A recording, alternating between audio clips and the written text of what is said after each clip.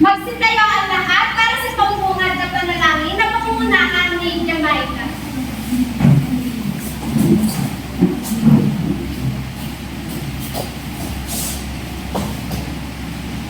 Amen. Magandang hapon, mga bata! Magandang hapon din po! Ako si Teacher Annalise. At ako naman si Sir Ral. Ngayong araw ay kami ang magtuturo ninyo. Tayo muna ay dapat na tayo ay magkwentuhan.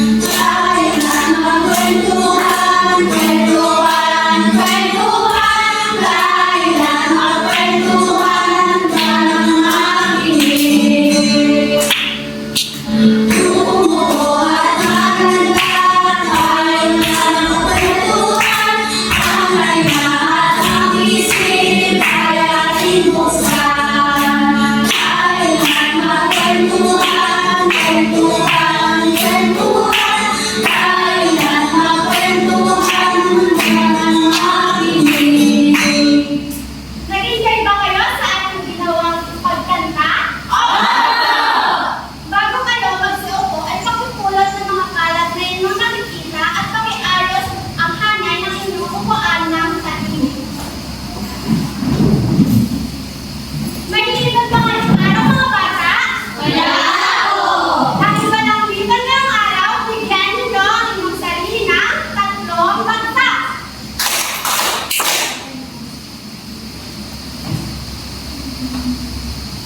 Ngayon ay meron akong inihandang tungkulin para maging maayos ang daloy ng ating talakayan. Ang ating alituntunin ay galing sa 5 titik na N. Pakibasa ng sabay-sabay. Makinig, makialam, mag-isip, magtanong, magdadaan.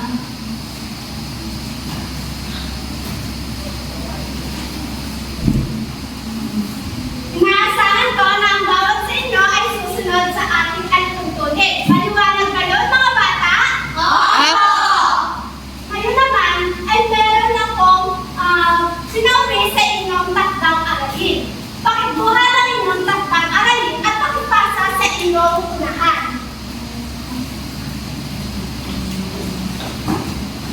Noong nakaraang araw, ano ang pinag-aralan ninyo? Kaya,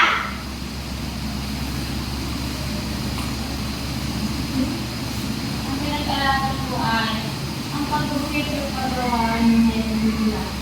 maghusay. Dahil dyan, bigyan natin si Kaya ng ang galing lab. Ganito siya. 1, 2, 3. 1, 2, 3. Ang galing, ang galing, ang galing, galing. Sabay-sabay, mga bata. 1, 2, 3, go! 1, 2, 3, 1, 2, 3. Ang galing, ang galing, ang galing, galing.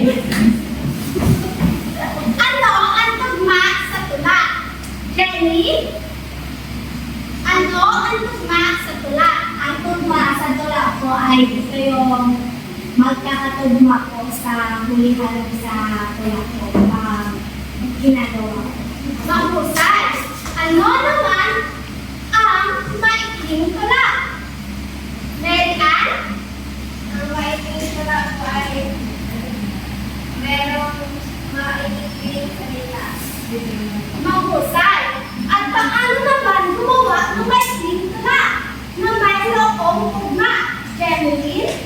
Nakakagawa ko ng may tugma na salita sa pagkakalap ng mga kagagawang salita sa isa o sa mga taga-tutor. Mahusay. Dahil dyan, bigyan natin si Jenny, si Ann, at si Gemily ng aray mo pakaklap. Ganun siya.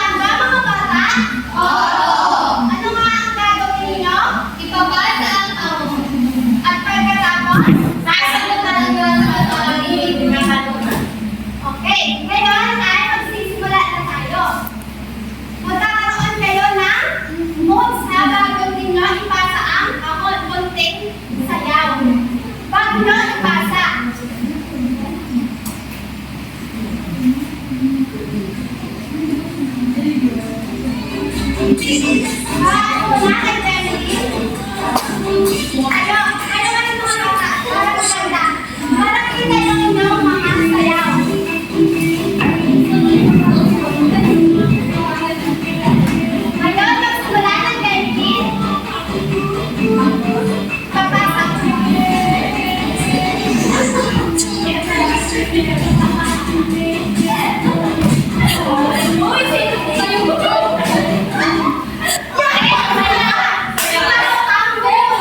sasagutin ang katanungan.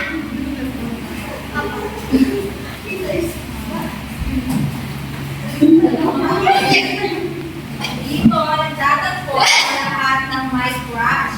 Pero bakit ikaw umabot na ang araw ng mga puso, wala kang pa rin katagpuan? Ano ang iyong sagot? Tagpuan po.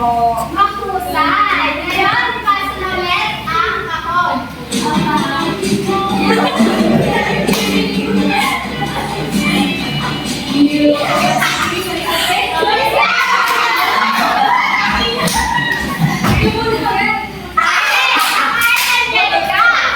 Anong grito? Pwede bang pakilaksan ang pagbabasa ng katanungan?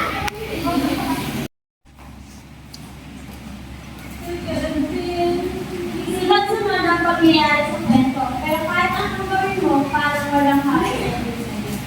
Ano ang sagot? Ganito, makikita? Tama. Ngayon, ipasa naman ang kahon muli.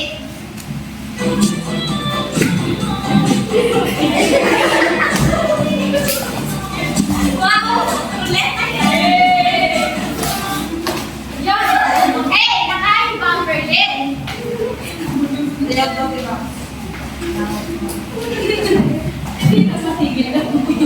Tahimik, mga bata. Babasahin na ni Berlin ang katanungan. Dati ito ang lugar na palagi ng pinupuntahan ng ex mo. Pero ngayon ay puno ng alaala na lang. Umaasa ka pa rin na sana kung makita kayo, maalam mo hindi. Ang sagot ko ay Mahusay. Ngayon ay ipasa muli ang katanungan ako.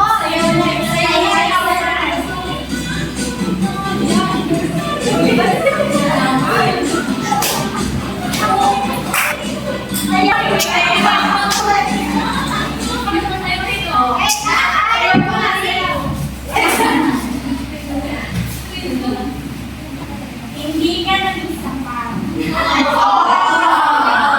Ano ka po yan po? Palagi may ibang tauhan mo kasi. Ano ang iyong kasagutan? Tauhan?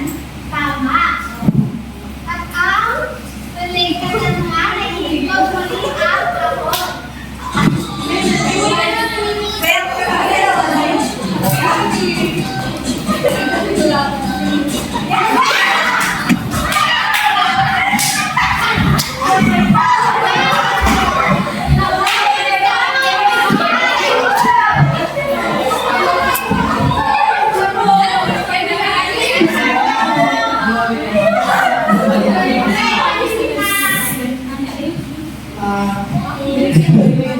Gusto mo maging special sa kanya. Pero pala, kaibigan ka lang pala sa mga eksena. Oh my God! Ano ang iyong kasagutan? Tama po. Uy, parang wala na si Ngayon ay maaari na kayo magsusunod. Ano ang iyong sa ating ginawang aktibidad? Ayan, napansin niyo sa ating Janine? Tumutukoy ko ito sa mga bahagi ng pagkaking kwento, may tagpuan, kasamparan at panglayan. Tama. Ano naman, ay meron ulit kami inahandang isang aktibidad. Tatawagin natin itong bola ng kwento.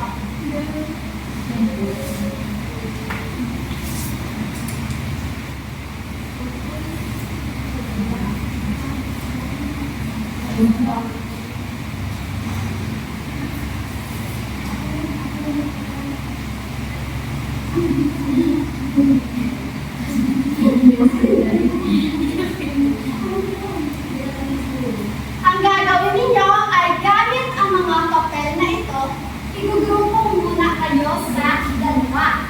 Ang magiging group 1 na lang ay ito at ang pangalawa ay ito. Pipili lamang kayo ng 4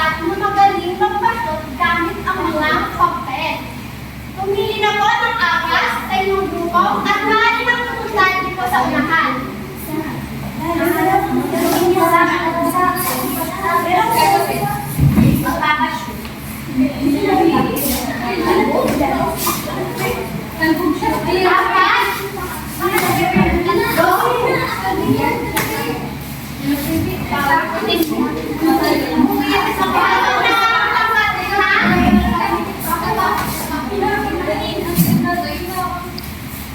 gagawin ninyo ay kapag binasa ko yung nasa TV na katanungan at yung naka-highlight na salita, noon ay tutukoy ninyo kung siya ay bangkay, tagpuan o tauhan.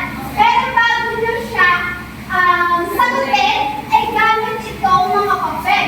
Itong mga papel na ito ang magiging daanan ng bola upang ipasyon ninyo sa baso. Tulong-tulong kayo at paalala, kapag ang bola ay nalaglag, uulit muli sa umpisa.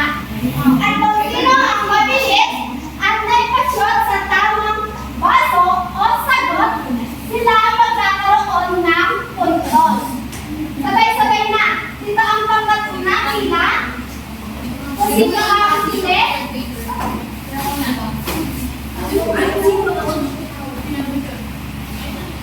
lahat kayo tulong-tulong sa pagpapasyon. Yan ang magiging sending daan upang makarating dito. O, ganyan. Yan. Ang unang katanungan ay, si Ana ay magaling na bata. Ang merong salitang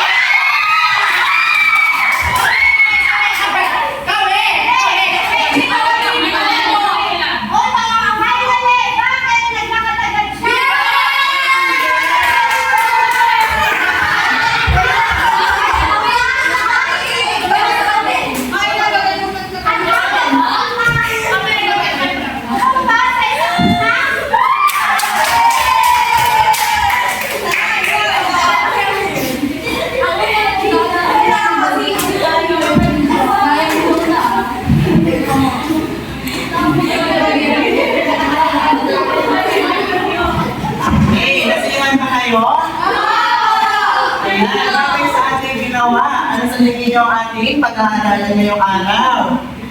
Sa Irene? Anong ating pag-aaralan kaya?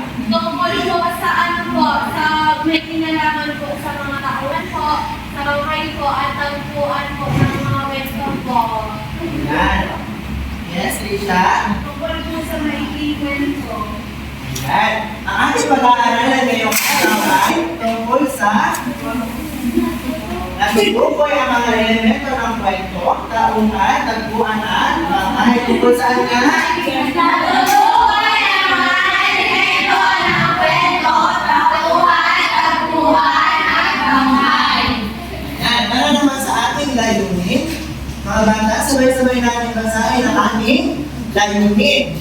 Sa pagkakataon ng madali na ito, ang mga pag-aaral na asahan, natutukoy ang mga pag-aaral ang tauhan, tagpuan at bahay sa isang maikling kwento na ipapahayag ng mga pag-aaral ang kanilang opinyon tungkol sa kadalahan ng bawat elemento sa isang kwento na igugrupo ng mga pag-aaral ng mga elemento ng kwento, tauhan, tagpuan at bahay sa tamang kolumna na lalalaman.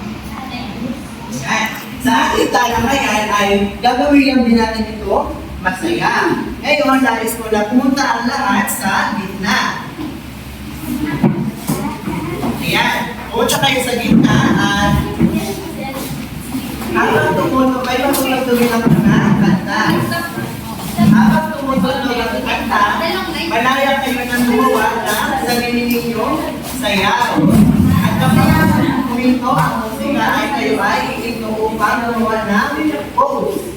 Ang may pinakamaganda, malikhain, at nakakatulong pose na aking mapipili ay siyang sasagot sa katanungan. At kapag nasagot ang katanungan ay mayroon ito, galing pa. Ayan na ba kayo? Lalabas?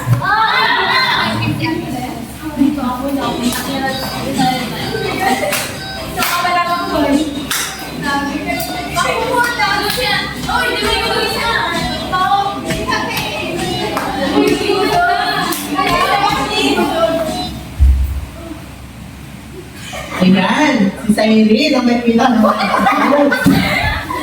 Bakit ba sa iyo ang katanungan? Ayan. Ano ang pangunahing gampanin ng tauhan sa isang kwento? Sila po ang gumaganap po sa kwento.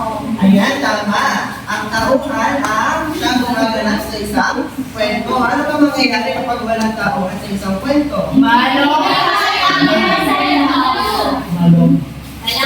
Ayan, sayaw ulit tayo.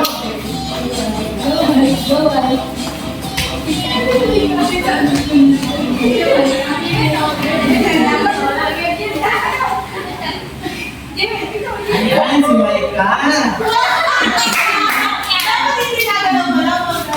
Ayan, para sa'yo katanungan. Sino ang pangunahing tauhan sa isang kwento? Sila yung pangunahing gumaganap sa isang kwento. Ayan, tama. Sino nga? Bida! Bida! Ayan.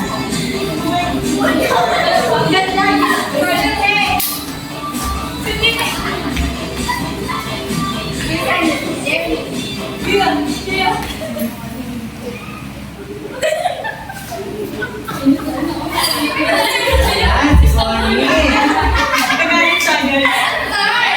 So mayroong bida.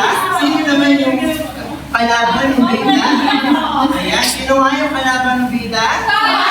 Ayan, ano yung ginagampanan ng isang kontrabida?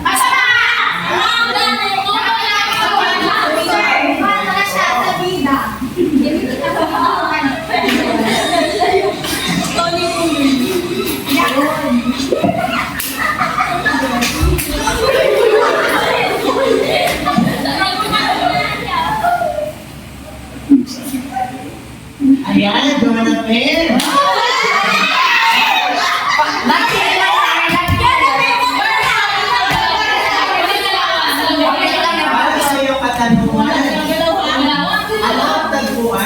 isang kwento? Ito po yung pinayayamihan sa kwento.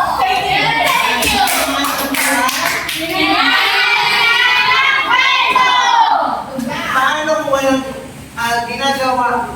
Paano kapag walang tagpuan sa isang kwento? Ano? Magulo. Magulo.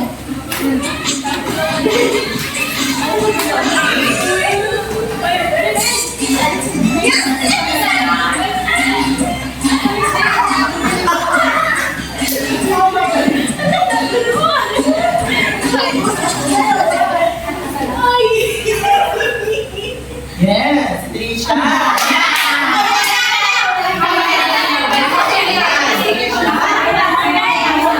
Tahimik. Yan, ano naman ang bangkay sa isang kwento?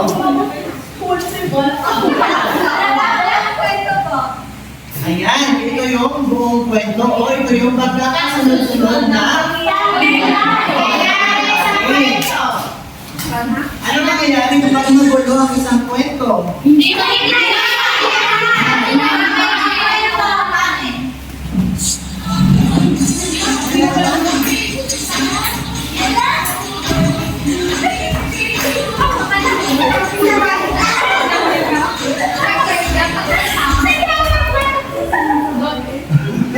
Ayan, Jamaica. Ano naman ang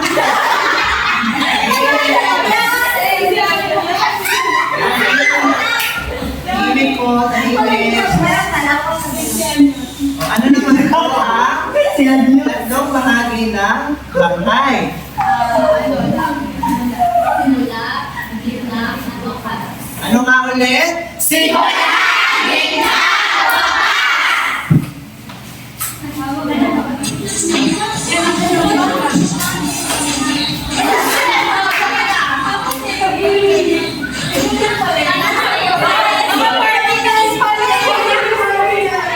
Ayan, Laika.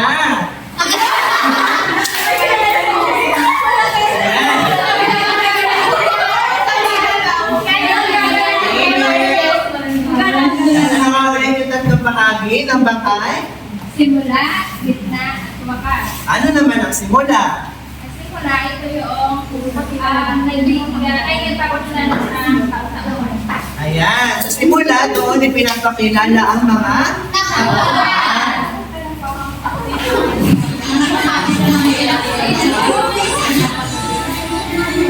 Laika,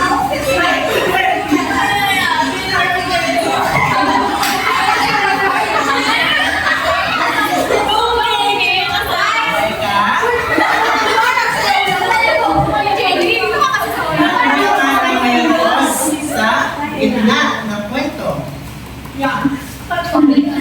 Sa gitna po ng kwento, dito na po nangyayari ang problema at mga kapalapit na pangyayari. Ayan, tama. Doon na nagaganap yung mga interesting na pangyayari.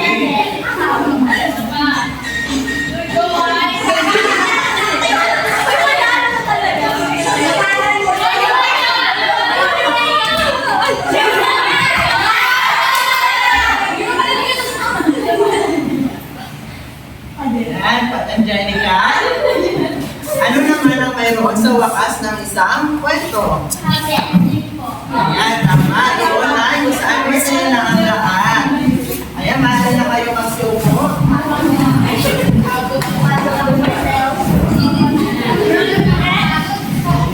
Naging masaya ba kayo? Ayan. Ano nga ulit? Ano nga ulit ang tauhan? Anong ginagampanan ng tauhan sa isang kwento? Sila ang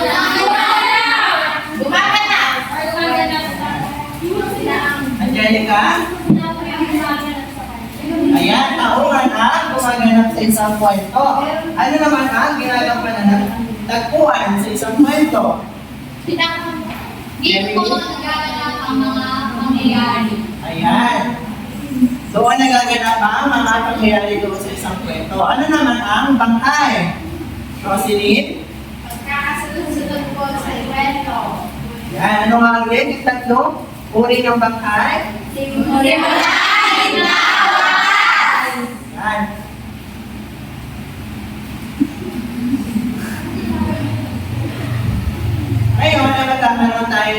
isa pang aktibidad. Ang aktibidad na ito ay tatawagin natin, punan mo ako sa tamang lugar ko. Yan, sabay-sabay basahin ang mechanics. Hahatiin ang atin sa dalawang grupo.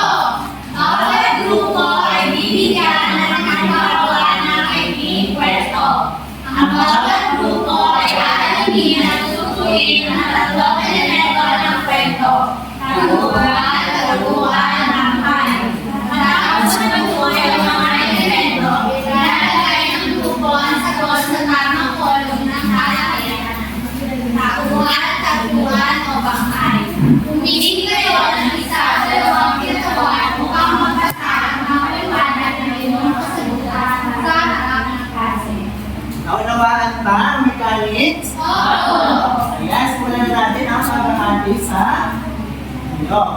Isa, Dalawa, isa, dalawa, isa, dalawa, dalawa, isa, dalawa, isa, dalawa, isa, dalawa, isa. yan, dito ang unang pangkat at dalawang pangkat.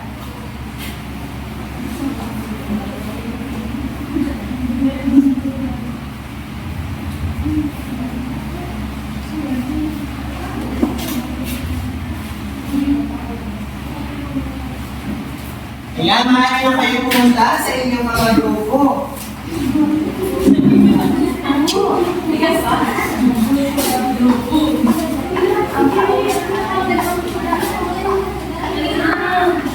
Handa na ba kayo?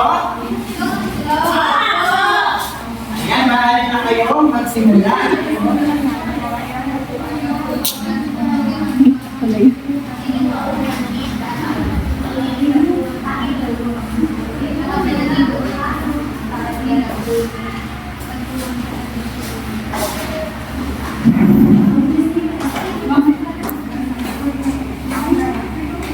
Para maging maganda ang inyong gawa, ito ang pamantayan sa atin. Una, tama ang pagkilala sa tatlong kwento. 40%, natutukoy ng tama at kompleto ang tatlong elemento ng kwento. Takuhan, tagpuan, bangkay, at walang maling sagot. Pangalawa, halinisan at kayusan ng paglalagay sa talakayan. 25%. Maayos, malinaw at organisado ang pagkakalagay ng mga sagot sa talakayan. Nababasa ng maayos at walang kalat o burado. Pangatlo, pagpapaliwanag ng sagot sa harap ng klase. 50%. Naipapaliwanag ng malinaw, may kumpiyansa at may sapat na detalye ang sagot ng grupo. Naiugnay ang sagot sa kwento at ang panghuli ay pakikinahog ng lahat ng miyembro ng grupo. 20%. Aktibong nagbahagi ang lahat ng miyembro sa gawain at presentasyon, may ambag ang bawat isa sa grupo. Ang kabuuan ay 100 puntos.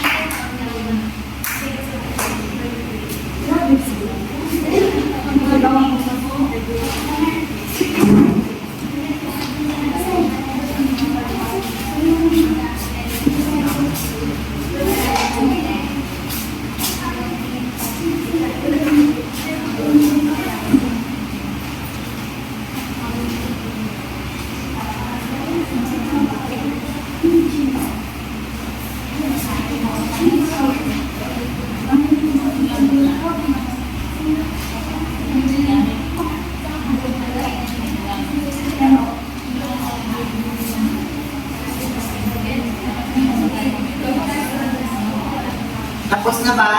Opo. Yan, tapos na ha, ikalawang pangkat.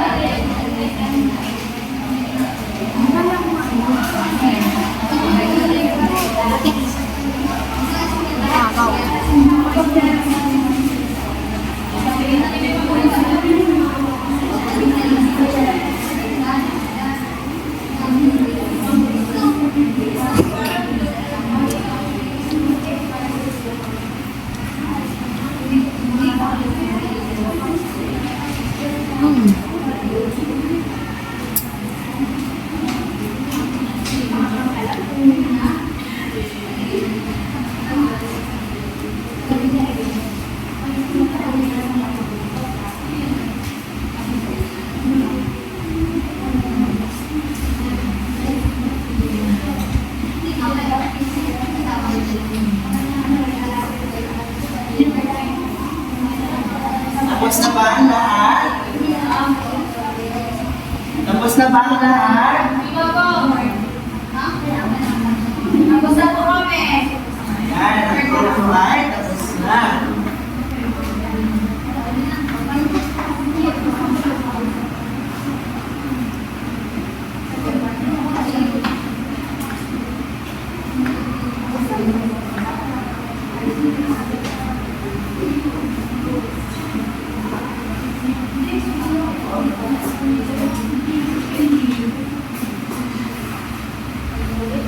Ayan, handa na ba mag-present ang ikalawang grupo?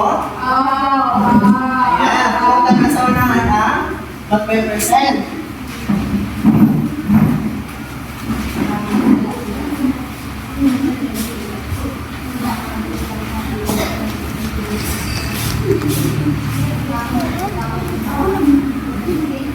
Pangit ang sulat. Ito po ang gawan ng pangalawa grupo. Ang aming pangalan po ay Batang Mahilig Kumain. Ang gawan po ay si Michael. Tagpuan po ay nangyari sa paaralan. Makay po ng simulat po. Si Michael po ay isang batang masiyahin. Pero nasa sa mission. Yung mahilig siya kumain ng matatamis na candy. Sa kalagitnaan, isang araw, nakaramdam si Michael ng pananakit ay pagkagulo. At kapital, sa pangunit, mayroon natulungan ni Michael na ang ng pagkain ay nagbibigay ng lakas at doon sa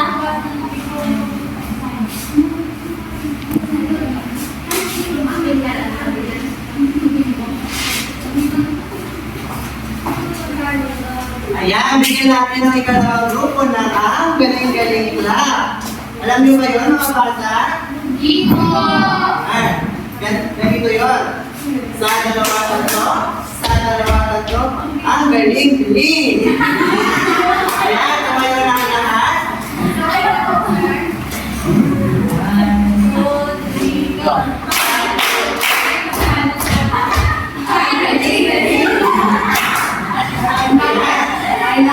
Tama ba?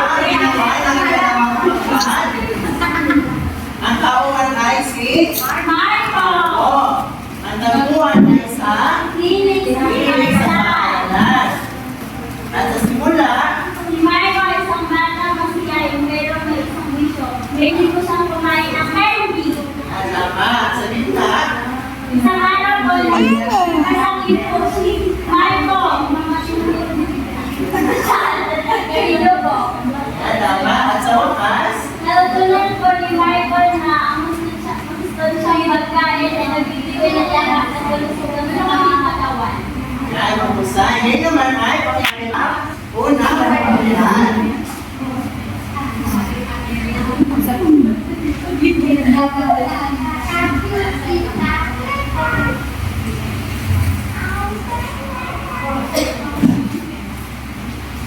Ito naman po ang gawa ng at ang tauhan sa kwento ay si Mila. Ang tagpuan ay sa tabi ng ilog at barangay. Ang banghal at simula ay si Mila ay isang batang masipag at mahilig maglaro sa tabi ng ilog sa kanilang barangay. Isang araw, napansin niya na maraming basura tambak sa gilid. Bote, plastic, at mga lumang supot. At sa gitna naman po ng kwento, dahil sa dami ng basura, tumaas ang tubig sa ilog tuwing umulan. Nalulungkot si Lila at ang kanyang mga kaibigan.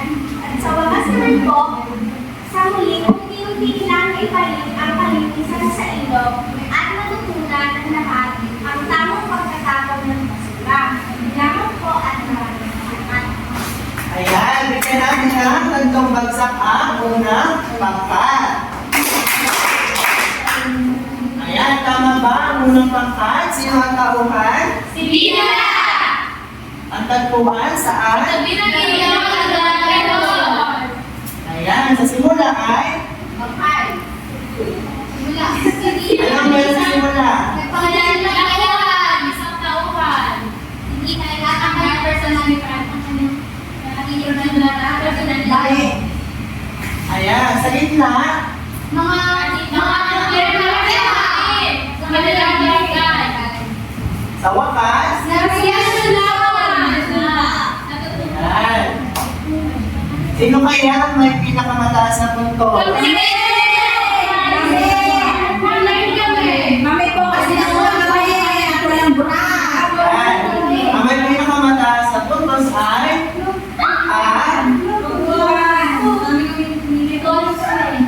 Ay ang ikalawa.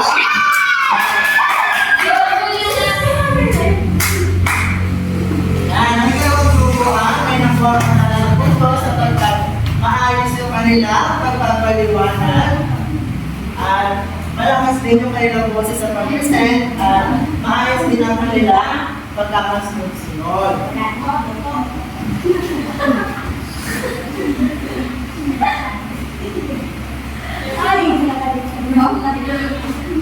Yan, ngayon naman ay kumuha kayo ng inyong papel at sagutan ang sumusunod. Gusto po.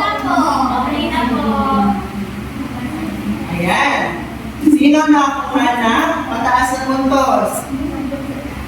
Yan, maghusay. Lahat tayo nakakuha ng mataas na puntos.